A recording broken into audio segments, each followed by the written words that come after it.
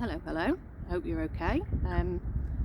It's Tuesday afternoon on a bit of an adventure, so thought I'd make a little video. Nice to show you what goes on outside the barrel. So yeah, just been for a little swim. So I have been working in Leeds today, and I'm on the way home, and I have stopped off to see my mate Bob. Let me turn you round. I can turn you back round without pausing the video, stopping the video, which I've done twice now, which is rather annoying. But this is Bob. So Bob is I believe he's a man-made body of water. He is a couple of minutes off the M1. As I said, on the outskirts of Wakefield, but he's literally a 2-minute detour from my drive home, so like, why would you not stop here? And he is an overflow lake that is topped up by the River Calder, which is just over that bank there.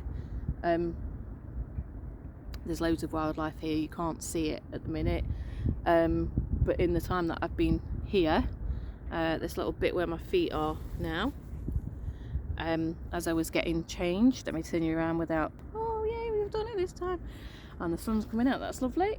As I was getting out and getting changed, there was a swan that came up to me, and yeah, obviously thought I got some food, which I didn't have food. I've got mini cheddars, but I don't think swans can eat mini cheddars, and I'm not going to attempt to feed them mini cheddars.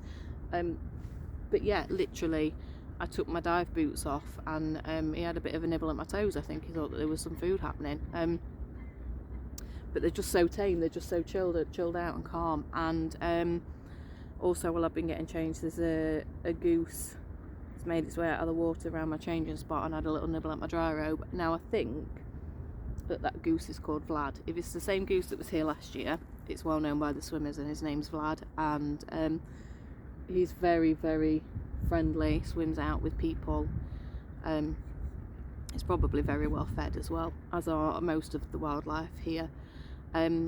So yeah, I mean, there's ducks. This is like heaven for me, because it's just full of ducks basically, and I love it. It's just lovely. I mean, the sun's out at the minute. It's a nice big open expanse of water, and so you can have a look. A few entry points, if you can see, you probably can't, but over where that white house is, over the other side, there's a couple of ladies that have been in swimming.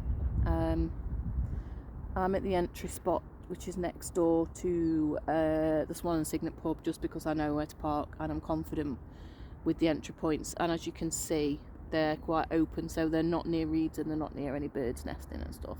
So you can just kind of see the swans down there at the moment. Quite popular with swimmers. It's quite quiet today, but I like it here. This is actually, let me turn you back around and hope I don't cut you off. Result, thank you very much, we might get this done. This is the first place that I ever scoped out and came to swim on my own without actually going somewhere first. I'm quite confident swimming solo in a few places, but I generally just go and swim solo if I've been somewhere before. But I happened across this spot via a Facebook page when I was looking for somewhere to swim during lockdown, when I was doing essential travel to Leeds and back, and this place came up, and I thought, what the hell? So came and swam there, and this is like one of my little stop-offs ever since.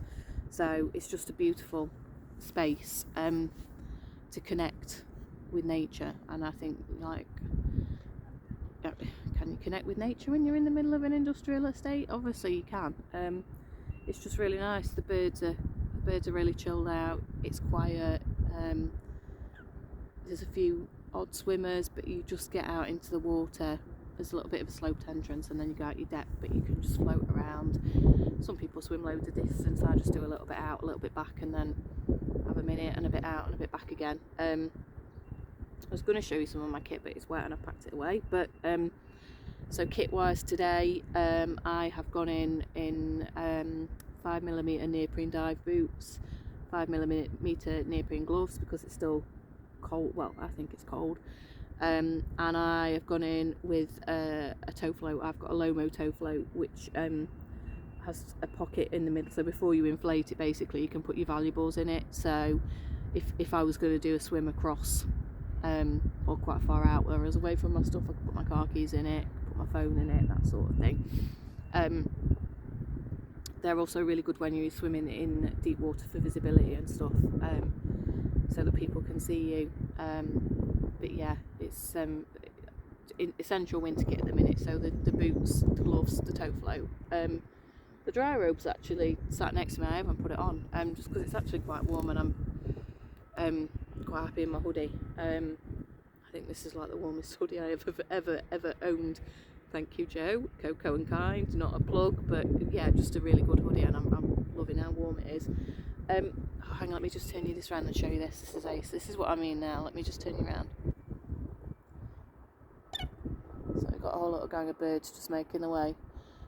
I'm quite sure that they're grebes. No, they're not, they're coops. Grebes have got yellow and red beaks. So yeah, they're just all making their way into the water for a swim. The ladies on the far bank are just heading off now. Yeah, and it's just nice and